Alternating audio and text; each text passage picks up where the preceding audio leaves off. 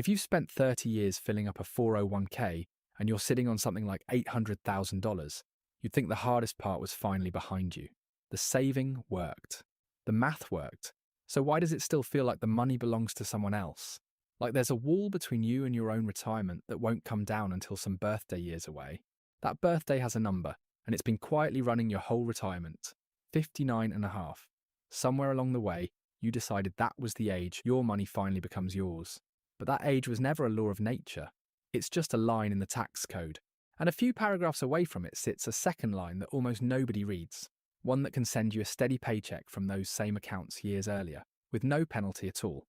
It's called Rule 72T, and the reason you've never used it isn't the IRS. It's a wall you didn't know wasn't real.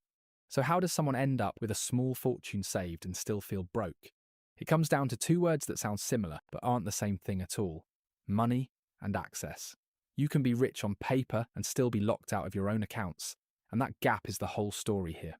The IRS lets you put money into a 401k or an IRA and skip the taxes on it for decades, which is a genuinely great deal. The catch is that if you pull it out before age 59 and a half, you usually hand over a 10% penalty on top of the regular income tax. So that number, 59 and a half, slowly hardens into a mental finish line. You stop seeing it as a tax rule and start treating it as the official age you're allowed to retire. That's the real trap. And it isn't a money trap, it's a thinking trap. Quick thing before we go further. I'm not your financial advisor, and this isn't advice, just a clear look at a rule most people never get shown.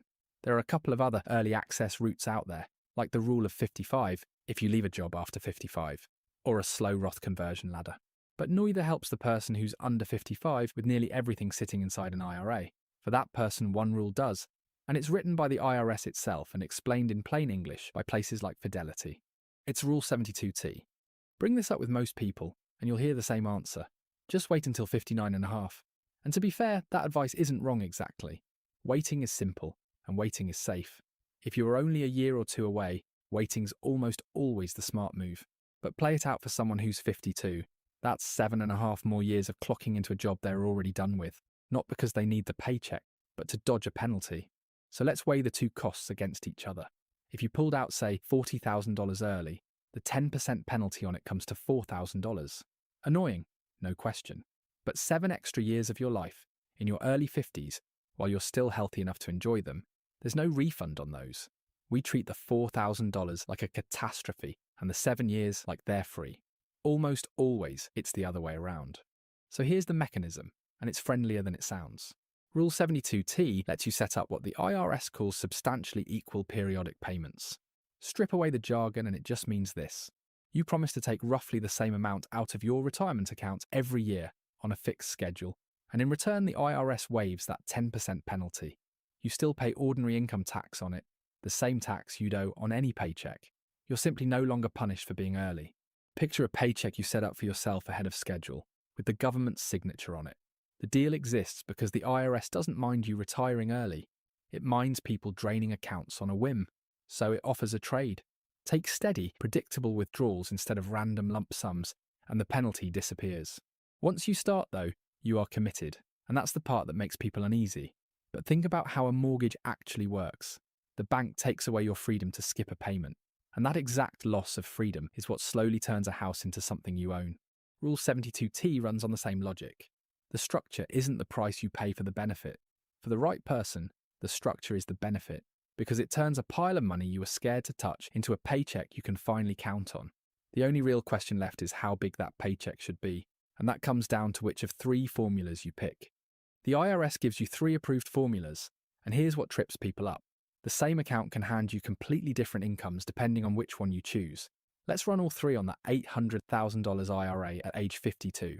The first is the required minimum distribution method. You take your balance, divide it by a life expectancy number the IRS publishes for your age, and that's your withdrawal. At 52, that number is about 34, so 800,000 divided by 34 lands near $23,000. But you redo that math every year with your new balance, so the payment breathes up and down with your account. It's the smallest of the 3 and the gentlest on your savings, though because it shifts yearly, it's the hardest to budget around. The second is the amortization method. This one spreads your balance into level, equal payments across that same life expectancy stretch, the way a loan gets spread into equal monthly bills, using an interest rate the IRS lets you assume. On the same $800,000, it pays close to $49,000 a year, fixed for the entire life of the plan. Highest income, simplest to plan around, but it won't bend an inch in a rough year. The third is the annuitization method. It runs similar math through an annuity formula and almost always lands right next to amortization. Here a touch under, around $48,000. Most people treat those last two as the same choice. One more piece drives the size, and it's the interest rate. The IRS caps the rate you can use at the greater of 5% or a government figure called the 120% midterm rate. Lately, that figure has sat just under 5%, so 5% is the ceiling. And since a high rate means a bigger payment, most people who want maximum income use it. So how do you choose? If you've got a long runway before 59.5 and you're nervous about draining the account, the lower flexible RMD payment is the safer seat. If you need real income today and want a number you can budget around, amortization gets you there. And there's one quiet escape hatch worth knowing.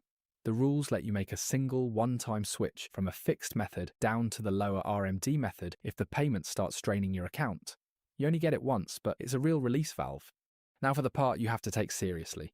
Every tool like this comes with risks, and Rule 72T has a few you really need to understand before you commit. Start with the lock-in. Once your payments begin, you're committed for the longer of 2 clocks, 5 full years, or until you reach 59.5, whichever comes later. Start at 52, and you're running this nearly to 60. Break the schedule before then by taking out too much, taking too little, rolling the account somewhere new, or even paying an advisor fee from the wrong account. And the IRS doesn't just penalise that 1 year, it reaches all the way back to your very first withdrawal, charges the 10% penalty on every dollar you've pulled since, and stacks interest on top. One slip can wipe out years of benefit. Then there's a quieter danger called sequence of returns risk. Your withdrawal is locked, but the market is not. If stocks tumble early in your plan, you're forced to sell more shares at low prices just to hit that fixed number, and that can drain an account shockingly fast, with no way to dial the payment down. That's why people who do this well keep the 72T account weighted towards steadier, less volatile holdings. So one bad year can't gut it. And there's a slower leak in the same boat. Because the amortization payment is fixed in dollars and never adjusts for inflation, that same check quietly buys a little less each year. So at roughly 3% inflation, a fixed payment of say $40,000 buys closer to $31,000 in real spending power 8 years on. On a long runway, that's worth sizing in up front. 2 more landmines. If you buy health insurance through the marketplace before Medicare, every dollar of 72T income counts in your subsidy math and can shrink the credits keeping your premiums low. And if your nest egg is on the smaller side, say under a few $100,000, the payment this rule forces out can be too big a bite, draining you faster than it's worth. So, plenty to respect. But here's how the pros diffuse nearly all of it at once. They never run 72T on their whole nest egg. They split off a separate IRA, sized to produce exactly the income they need, turn the payments on there and never touch it again. Everything else stays in a second account, completely free, and that free account is what quiets the fear. Remember that 10% penalty we treated like a disaster? If an emergency hits, you tap the untouched account, pay the small penalty on just that one piece, and your 72T plan keeps running, undisturbed. That's the whole trick. You're not avoiding the penalty by being perfect. You're building a plan where one mistake stays small. This all gets less abstract when you put it on a real person. John is 52. He's got $800,000 in a traditional IRA, and he rents an apartment in a state with middle-of-the-road taxes. He needs about $3,500 a month to live comfortably, which works out to $42,000 a year, and he keeps a small brokerage account on the side as a cushion. John is done working, and he doesn't want to wait until 60 to start living. So here's his move. Instead of running 72T on the full $800,000, which would force out close to $49,000 a year and a bigger tax bill than he needs, he splits the account. He moves roughly $680,000 into one dedicated IRA and sets up the amortization method there, which pays him right around the $42,000 he actually needs. The other $120,000 or so sits in a separate IRA, untouched and flexible, ready for an emergency or a slow Roth conversion later on. Now watch what happens at tax time, because this is where it gets good. That $42,000 counts as ordinary income, but John is single, and in 2026 the standard deduction takes about $16,000 right off the top. What's left puts him in the 12% bracket, and his actual federal tax for the whole year comes out under $3,000. Add his state's modest income tax, and he still keeps the overwhelming majority of every dollar. Sit with that for a second. He's 52, fully retired, pulling a livable income from the accounts everyone swore he couldn't touch, paying a single-digit federal rate, and owing the IRS zero penalty. The wall he stared at for years had a door in it the entire time. So is 72T your door? 3 honest questions settle most of it. Are you under 55, with the bulk of your money locked inside IRAs or old retirement plans? Do you need steady income now and not 5 years from now? And can you live with a fixed plan you won't be able to renegotiate for years? If you're nodding at all 3, this tool was practically built for you. If you flinched at that last one of the simpler routes probably fits you better. And that's a good thing to learn now rather than later. But step back from the math for a second, because the real shift was never about a formula. Most people standing where John stands aren't actually short on money.